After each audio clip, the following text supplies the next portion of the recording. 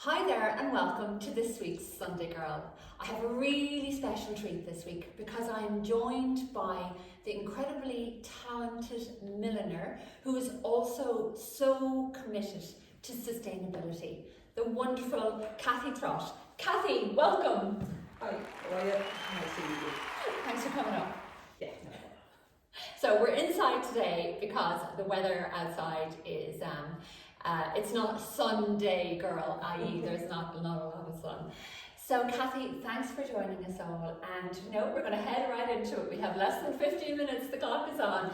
So listen, first of all, I think I first met you, I think it was an RTE. I think you showcased an RTE a number of years ago, and I was struck by your talent, and I was also struck by you, by your strong sense of personal identity and personal style. Now we're going to get to that in a moment, but I want to first, if you could just tell everybody a little bit about yourself. And you come from England and you now live in Kerry. Yeah. So tell all, Cathy, tell us all. Okay, I moved to Kerry in 2000, and we live in a little cottage just on the edge of a little village down in Fireys.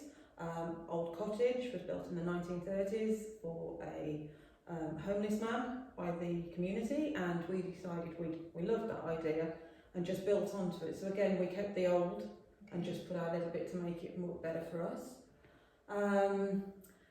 I've worked through fashion most of my life in various elements, from basic shop floor work up to manager. And was that in the UK or yes, I was started in the UK. When I came over here, I came to work for a big shop in Killarney, and I worked with them for quite a few years. Then I went on to, I left to have children, so I went part-time, and then I ended up in New Look, and then I decided, let's start my own business. Wow, and what made, that's a big decision, so like, how did you wake up one morning and go, okay, I'm going to go for it? Right, it was a very tough time that we went through, and I had to go and see a counsellor to help me get over it. And she told me that I needed to do something for myself because I was always doing something for everybody else. And I was trying to do that by deflecting away from me. Making nobody look at me, just everyone look at everyone else. And she said, you need to do something for you. So what I started doing was, people were giving me jewellery, old jewellery, and I take it apart and make it into new jewellery, and then I started selling a little bit at a country market.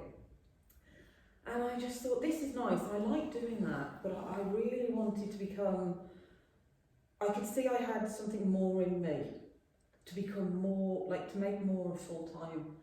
And I have a friend now, and we went to celebrate an award ceremony for her all the way up in Dublin. And between leaving Dublin and getting back to Kerry, she convinced me that really I needed to start my own business, become my own woman, and get that part of me out into the world. And what year was that, Cathy? 2015. 2015, okay. Yeah. Okay, so 7 years ago, is it? Yeah, I've just celebrated 6 years in the business on the 1st of May. Okay, yeah, you see, I'm going to go to D and pass maths. I only got a C, so... I'm better in English. 6 years ago. 6 years ago. But it's funny, I thought it was longer, isn't that so interesting? Yeah, I think... Okay, so I must have met you then in perhaps the first year of your business, yes. because it was a good while ago. Yeah, it was, because I would say I started very early. I sort of exploded onto the scene. It wasn't like it was a small creep. It sort of exploded. My name, because of it being unusual, people remember it. And your personal style. Oh yeah. When you walk into a room, people kind of, go, God, yeah, she obviously works in fashion. Yeah, I like something different. Okay. So tell me the early years of your business. What did you do to establish yourself and to raise your profile? Never accepted no for an answer. Good. We like to hear that. And my big saying used to be, why not? Okay, why not? Why not approach somebody and say, would you like to see my pieces? My first big break was working with Cathy Stafford. I had no idea who she was really. That's the big bridal designer Yes, in up in Dublin. Dublin. Yeah. Hadn't a Yeah. clue. She'd obviously through social media we'd met, and it wasn't until the day before I was going up on the train that I remembered. Well, somebody said, you know, she's a massive bridal designer. I hadn't a clue. I hadn't a notion, and I wasn't scared until that point. But you know what? I said, what's the worst that can happen? I get a day out in Dublin, and if I'm really So she lucky, said, why not? I said, why And not? Cathy, look, sustainability right now is a really, really big conversation in fashion. But I first heard about fashion sustainability from yourself. And, you know, as we said, that was about 6 years ago. It wasn't very topical at the time. It hadn't been embraced by big brands. And yet you were talking about it. You were talking about, you know, using the old to create new. How did you become so interested in sustainability? A lot of that comes from my upbringing. You know, we weren't a particularly well-to-do family, so we had to make do. Nothing was wasted. And so that's always been in me. I've always shopped in charity shops, love vintage shops. And in my work, nothing gets thrown away. Okay. If anybody comes to my workshop, my first Your word workshop is so, I'm going to say this right, but it's like an old curiosity shop, isn't it? who knows You kind of what will go be in in and there. what will you find? Yeah. The walls really do reflect. There's bits of everything. Yeah. You know, and like that, don't throw anything away.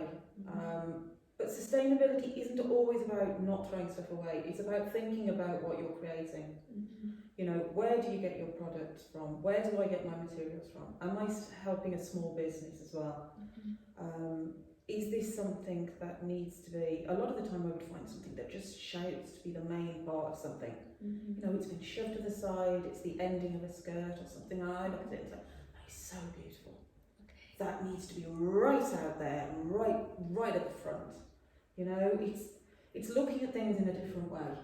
You know. You, of course, I mean, you live an authentic, sustainable life as well. I know. Oh yes. You came up to me here a few weeks ago and you brought me a gift of, I mean, gosh, they were absolutely, what a difference. Like genuine free-range eggs, because they're genuine. They're your chickens. Yeah, my chickens, my babies. Yeah. Yeah. So you actually, do you grow your own veg and? To a certain extent. Okay. It's very tough because we've got a goat that likes to eat everything, but not what you want him to. So he doesn't eat the weeds. No. So he, we do some in baskets and things like that, and so we have the chickens, and we have a little prospective mother at the moment. She's sitting on her nest, so we can't wait to see what happens there. That's great. The next few days we'll have chicks. Okay, so you're designing. You're a mom, Yeah. and you're also a part-time farmer by the sounds of it. Oh yeah, that's what we like. We're like a petting zoo. So listen, so far, so in the last 6 years, just give us some career highlights. So I know there's been many. Oh, yeah. I'd say the first one I was thinking of when you asked me about this was I did a massive fashion shoot for Wedding Journal. I remember that. They invited me over to Waterford Castle, and I was like, I didn't even know where this place was, so I went, and this castle's beautiful. And we shot this real 1920s shoot with a fabulous model that just brilliant. Yeah, I remember it was beautiful. Yeah, I have never, beautiful. and for such my first toe into shoots, I was like, oh, if this is the way of the world, I'm happy. Well, you're starting at the top. Yeah, I was like, I'm coming in right at the top there. Like, but even that, again, it was why not? They said, can you make headpiece? Like, we're going to do a sort of Great Gatsby 1920s look. It'll go great with the castle. And I just went, why not? If I don't know how to do it now, I soon will. And other highlights. I know you showed it fashion. I did. It was That was collection. again, just towards the end of my first year. Really, was it? Yeah, to get nominated in Kerry Fashion Designer of the Year, I was like amazed, and it was such a fabulous time, you know, to meet other people. Yeah, great networking. Yes, Great networking. yeah. and you always learn a major award at the Ahada Heights there I a year did, and a half ago. yes. So we're going to share some pictures of that.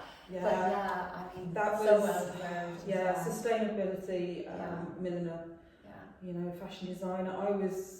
I had no idea it was me. Everyone else was looking at me and I was going, who's that? I mean, you were so funky on the day as well. Again, I love to show that I'm different. Yeah. Because I think we forget that we are all different. And the only way a lot of us can do it is through our fashion. Yeah. You know, It's I will wear expression this of one ourselves. day Yeah. and then wear something that's really high fashion another day. Well, what I love about Cathy, I don't know if you can see it, hopefully we've lit it properly, but she is wearing a tulle skirt, so you can wear tulle. If you've been listening to me, you can wear tulle at any age, you know, embrace tulle, it's fun. The Molly Gossard is inside all of us. Yes. And a gorgeous sparkly jacket, and you know, it's supposedly somewhere in Ireland, and you rock that look, you rock it, you know, with your trainers. Of course, of high top to the waistcoat.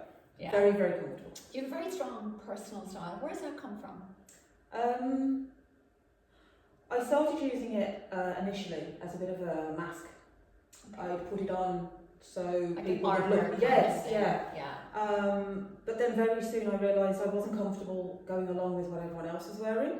Mhm. It just didn't fit right with me, didn't suit. Mhm. So I started just picking stuff that I liked. Okay. You know, it isn't always trend, sometimes it is, but I would look at it and go, that's really nice, but could I put something into that? Could I put an ending on that? Could I put some jewels on it? Could I take the sleeves off that? You know? I think we're all a little bit inspired as well by style icons. I know I take a lot of my own inspiration from the past. You know, I'm always looking at like Catherine Hepburn and, you know, that kind of classic. I love that kind of classic style, mixed with a little bit more, I suppose, kind of funky on trend kind of things that I see in magazines or whatever. Who, Cathy, are your own style icons? Vintage-wise, obviously, because you've got loads of eras that have so many different influences, and there's not saying you have to pick from just one era. One day I could be 1920s, the next day I could be 1940s with the Victory curls and the bright red lipstick and the peplum waist. But then I could be grunge the next day, you know. But my favourite ones, I have to say, that I do look a lot at, is the people who do things differently. Okay. Particularly like Alexander McQueen. Yes. You know, tortured soul, a bit like myself. You know, and the other one is Schiaparelli. Okay. She was very overshadowed at the time by Chanel. Yeah. She didn't go on as long as Chanel, but what she did do at the time was amazing and groundbreaking. Yeah. And I mean, a lot of us are not familiar with her. No, even her collections now. Yeah. She's obviously not within, but the house of Schiaparelli, Wow. amazing, absolutely amazing. And her story is a very rags to riches, a bit like Chanel, and they were rivals to a certain degree. Okay, so conquering the world, okay? Cathy, what advice would you give, you know, somebody watching this who's thinking of getting into millinery? What advice would you offer them, particularly, you know, in today's climate? Now, today's climate is a tough time, but I would say don't give up. Definitely don't give up. Why not? In other words, you would say, and why not? Yeah, and why not? And they can only say no, but then you'll learn. Ask them if they say no, what didn't you like? Get feedback. Don't give up. Yeah. You know. So why not? And don't give up. Yeah, That's it. really, really good advice. Yeah. Really good advice. Cathy, thank you so much. Thank you. For joining all of us here on Sunday Girl. It's all about living in dreams, and you're a lady who has fulfilled a lot of dreams with many, many more to fulfill. I hope so. So every success in the future, and also we'd like to wish Cathy happy birthday. Bye. Have a fantastic week. I'm not singing. Wow. Sustainability has been something I was brought up with. I was called second-hand Rose from the moment I was born. I was always in charity shop clothes, and so it's something I've grown up with, and it's something I'm taking my kids on the same road, you know. But, you know, we live in such a wonderful world that it's such a shame that we're destroying it in the way we are. So if there's any way that every single one of us can do one little job, just one little thing, then isn't it just worth it?